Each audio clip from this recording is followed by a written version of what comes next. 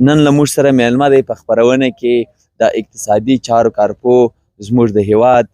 غیبیداد صاحب. له غیبیداد صاحب سره به په اوسني حالاتو د چې کوم د اوړو بحران دی یا د ملک کمه ګراني ده په دې باندې خبرې کوو. غیبیداد صاحب د ټولو له مخه تاسو زموږ په خپرونه کې هرکلی او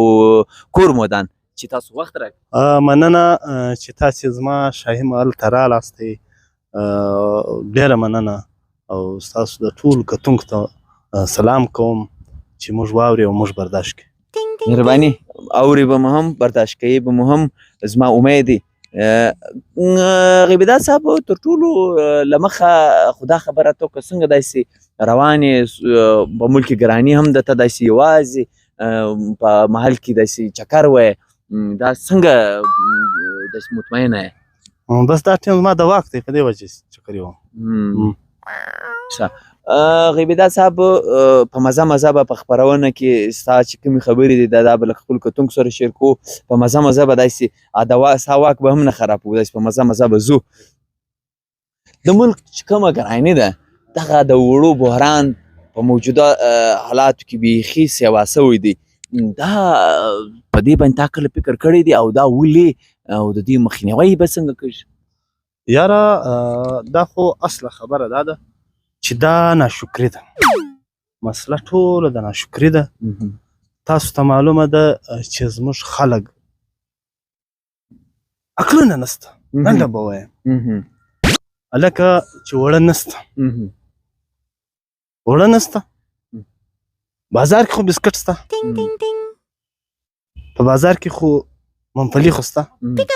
بازار له نورو خوړو ډک دی،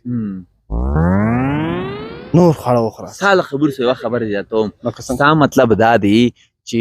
اول خو چې وړه نسته د دې وجه لامل چې دی هغه ناشکري ده او چې مخنیوی دی هغه دپاره اوس ته ورشئ څه ورشئ وړه واخاسئ، د وړو پر ځای باندې وړه نسته بسکټ واخاسئ، په بیکري کې قسم قسم شیان خرڅ شي، ورسره هغه واخلئ وخورئ. خامخا وړه اوس کوم ودې ته سر نیولی زه خامخا وړه غواړم. مطلب تا دا وایه چې د دې مخنیوی هغه په دې شیان باندې کېدی. مثلا زه خپله په طبیعت باندې وړه ستا هم شکر دی نه خو وړه نیستي نه ده راغلي، خو زه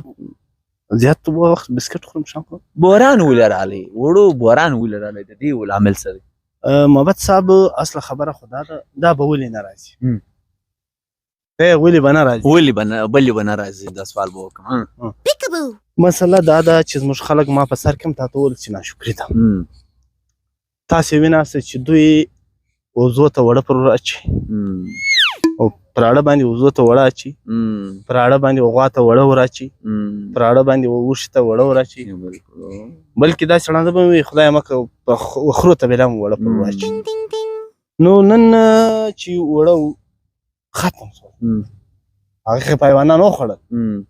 اوس نو دوی پلوړ ورسره خوري، دا د دوی د عمل سزا ده. په دې کې خو زموږ د حکومتونو ګناه نشته. که څه هم زه دا ټایم پر وزارت نه یم، دا ورځ دوی درې کې به شاید زما هم دا ډر وشي چې ولې ملک په ډېر سخت حالات دی، شاید زه به وراسم دا حالات. نو ته به د دوی تفاره د دې وړو د ګرانۍ د مخنیوي تفاره به ته څه ګام اخلې که چیرې په حکومت کې راغلې؟ لکه ما چې کوم مخکې وویل چې دا یې حل دی، بس داسې به کوې. دا موضوعات دي، دا مسلې دي، دا مسلې به لکه مال کږي نه دارنګه به یې کوو. نو اوس که چیرې ولس داسې وکړل چې راووتې دا تاسو دا ویاره نه وي ناستئ؟ نو څه به وکړي چې راوځي؟ چېرته راوځي؟ دا نسته، دلته دا نسته چې ته څوک به راسي ما به تر ټایي نیسي یا به ما تر کوټ نیسي یا به تا نیسي. دلته دا مسلې نسته. دا زموږ دا خبرې کوم بیا ځینې کاټ کړه. دا زموږ په سیاست کې هم داسې مسلې راځي چې کله زموږ یو سیاسي خلاف پرته سي او هغه ته موږ یو کوچنی وزارت ورکړو، یو څه خاورې ورته ومنو،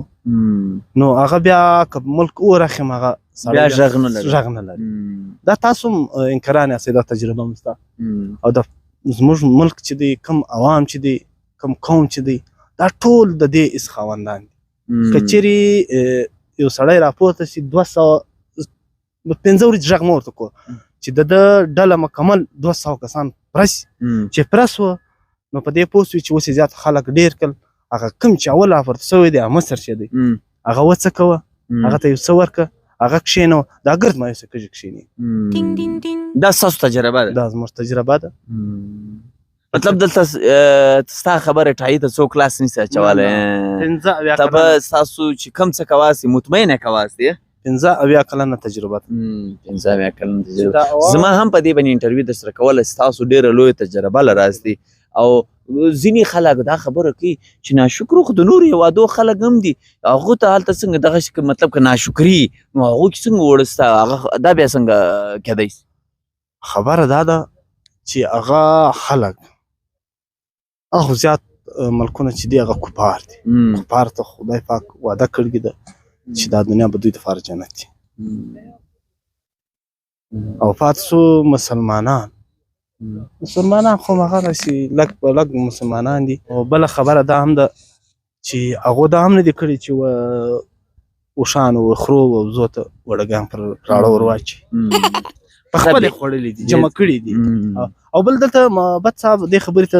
ستا پام راړم چې زموږ په حکومت کې زیات ستا په خوله کې د خوندي دا خبره به نه ځینې کاټوي چې زموږ سره زیات سرمایه‌داره خلک وي زما زه که رالم په دا 2-3 ورځې کې د دې شي تپوس به کوم زیات سرمایه‌داره خلک وي چې هغه وړګان واخلي کښېږدي په زراو ګونې ذخیرې واخلي په هر ښار کې په هر صوبه کې په هر ضلع کې په دې کې غنم پراته دي وړګان پراته دي خبره دا ده دوی په 3000 واخلي یو دم بوران راسي بوران چې راسي نو دوی خو غټ تجاران دي بوران چې راسي دوی دي ټول کړي میلان دي اخیستي بس بیا یې په دانګه بوران کې راوباسي خپلې مزدورۍ نه ورباندې د خدای دوی نه ویریږي یعنې هغه به راوباسي د 2000 وړه به په 2000 په 14000 په 10000 کتونکو دغه د تجربې خبره ستا بخښنه غواړم ستا خبره مکاټ کړه ګوره د تجربې خبرې دا دي اویا کلنه تجربه هغه دا معنا ګوره هغه ګوره بنیادي پوینټونه راوایستل چې مطلب ناشکري ده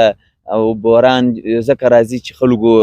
غلې پټې کړي دي ذخیرې یې شوي او چې کوم ناشکري ده هغه بیا چې کوم د مخنیوي چې کوم هغه طریقه وښوله څونې زبردسته ګوره وایي جلیبۍ وخوراستئ بوندیان وخوراستئ بسکټان وخوراستئ دغه شیان رس وخورئ اوس هغه د خپلو عملو مطابق پروړ وخورئ هغه که څه خو نو اته څه کړي د هغه مطابق و بلکل څونې ته غټه تجربه ده سر څوکه مخ ته هم ځو دا ستاسو پریکټس باید خراب نه سي دلته که ستاسو زه په ګریوان باندې وګورم داسې زه بېرنګه شی معلومېږي دا څه دی دا خو سهار زما ټایي خرابه وه نو مطلب خرابه څه مطلب یعنې خیره نه وه نو میډم کور نه وه بیا مې ته یو جرابه وله هغه مې ټاله کړه سړی نو اوس قانون مطابق ښیم د قانون مطابق د خالي هغه علامات او خیره نه وه ټایي خیره نه وه نو داسې په ذهن کې خو زما چې څونې سوالونه ول هغه خو ما تقریبا پر تا وکړل تا په ډېر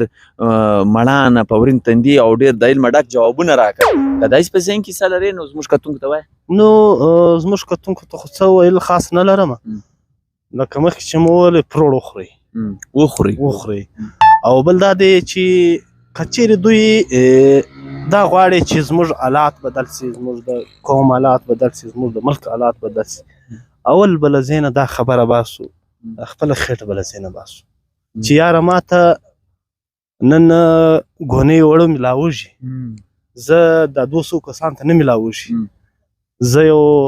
احتجاج والا سړی یم په ما باندې 200 کسان راټولېږي زه تر دا 200 کسانو د لوږې غم وخورم دا یوه ګونۍ وړه دی لکه دا آخري خبره ده دا یو له حقیقته ډکه خبره ده غیبداد صاحب ستاسو زموږ ته د وخت راکولو ډېره مننه او په تا باندې ما غوښتله ډېرې ټیمه خدای موقع راکړله چې تا سره مو خبرې وشو مننه شکریه